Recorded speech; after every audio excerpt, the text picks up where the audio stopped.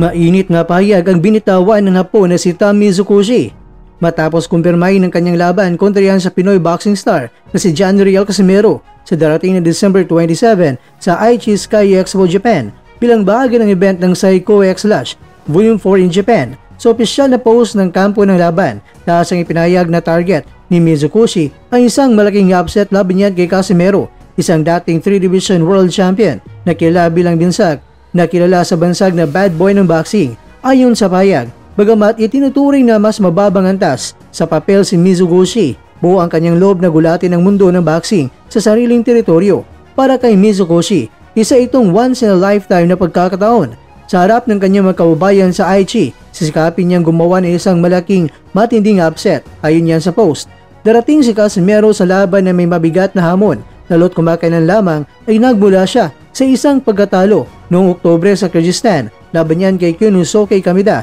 Dahil dito, binigyang diin sa pahayag na hindi lamang panalo kundi malinis at dominante na performance ang kinakailangan ni Casimero upang muling makabalik sa world title picture. Samantala, itong si Mizukoshi, isang dating Japanese super bantamweight U champion, ay tila walang bahid ng takot. Sa halip, ginamit niya ang laban bilang plataforma upang ipakita na kaya niyang tumbasan ng isang kilalang pangalan sa pandaigdigang entablado. Ang laban ni Tom Mizukoshi kontra kay John Riel Casimero ay nasang magiging isa sa pinaka-pinag-uusapang sagupaan sa Japan na pagtatapos ng taon. Isang sagupaan ng karanasan kontra sa determinasyong gumawa ng kasaysayan. Sa December 27, malalaman kung ang yabang ni Mizukoshi ay mauwi sa isang himala o kung si Casimero ay muling magpapakilala kung sino nga ba ang tunay na kwadro alas angas ng Pinas.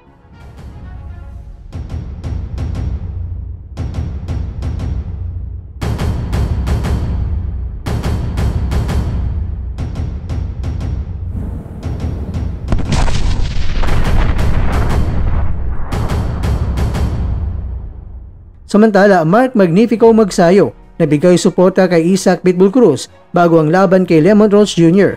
Nagpakita ng solidong suporta ang Pinoy boxing star na si Magsayo kay Pitbull Cruz bago ay nabang ang laban nito kontra kay Lemon Rose Jr. Sa isang mensaheng puno ng enerhiya at kamaradire, nag-iwan ng komento si Magsayo na agad umani ng atensyon ng mga boxing fans. My brother, Chu Papi, let's go! Support me hermano, ani ni Magsayo. Ito ay isang maikling mensahe, ngunit makahulugang pahayag ay nagpapakita ng pagkakaibigan at respeto sa pagitan ng dalawang mandirigma mula sa magkaibang bansa, Mexico at Pilipinas, na kapwa kilala sa tapang at all-action na estilo. Sa ibabaw ng lona, ang pagbanggit ng mga bandila ng Mexico at Pilipinas ay malinaw na simbolo ng pagkakaisa ng dalawang boxing nations na may mayamang kasaysayan sa sport.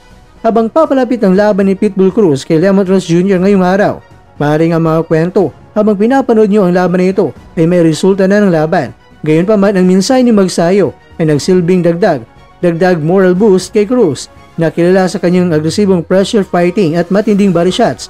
Para sa maraming tagahanga, ang ganitong palitan ng suporta mula sa mga elite fighters ay patunay na sa kabila ng matinding kompetisyon, buhay ang brotherhood sa boxing.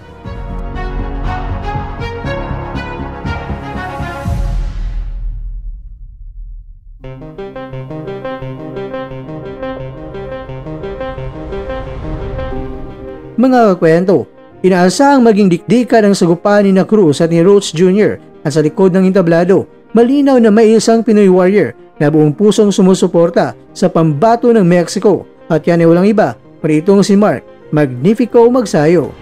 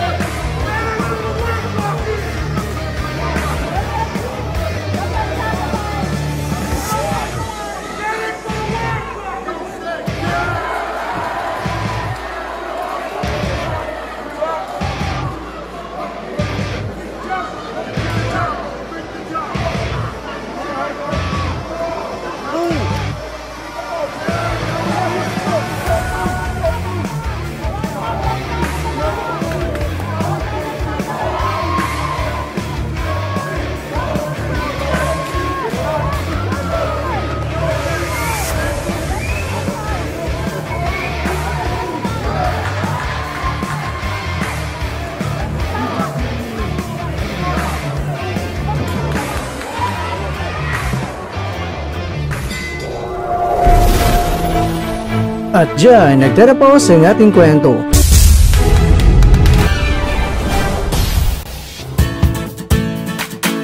Maraming salamat mga kakwento sa inyong panonood. Pero baka naman mga kakwento ay nagustuhan niyo po ang kwento natin ngayon. Baka pwede niyo po akong mabigyan dyan ng like, subscribe at pa-click na rin sa bell button.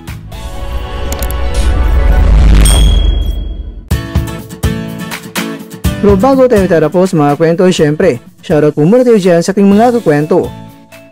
Kay kwentong Pepito Bayam, kay kwentong June Santos, kay kwentong Dan TV Lifestyle. At ikaw kwentong nanonood ngayon, shoutout sa'yo dyan. Bueno, hanggang dito na po muna ang ating kwentuhan. At abangan nyo na po ating susunod na video. At dito na po yan sa isang channel na kung saan maaring ito'y mga kwentong di pa na kwento sa inyo.